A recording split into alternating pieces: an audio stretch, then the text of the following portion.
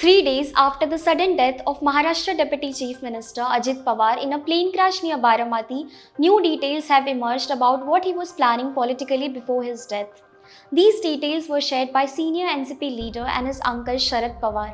Sharad Pawar revealed that Ajit Pawar wanted the two split factions of the Nationalist Congress party to come together again.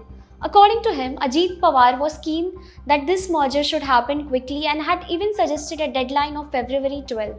Discussions about this possible merger had been going on quietly for the last 4 months.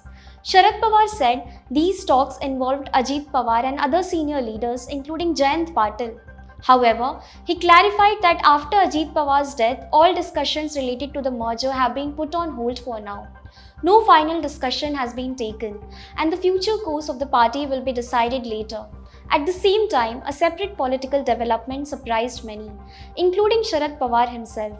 Soon after Ajit Pawar's death, moves began within the ruling alliance to bring Ajit Pawar's wife Sunitra Pawar into the Maharashtra cabinet as Deputy Chief Minister. Sharad Pawar clearly stated that he was not aware of any such plan.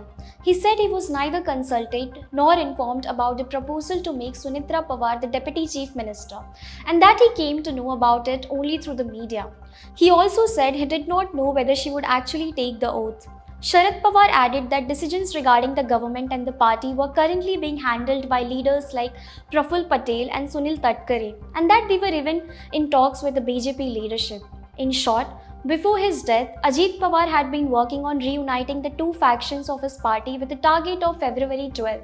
Now, after his tragic passing, those plans are uncertain, and the party is facing fast moving changes, including the news of his wife Sunitra Pawar becoming Deputy Chief Minister, a decision that even his uncle Sharad Pawar says he wasn't told about.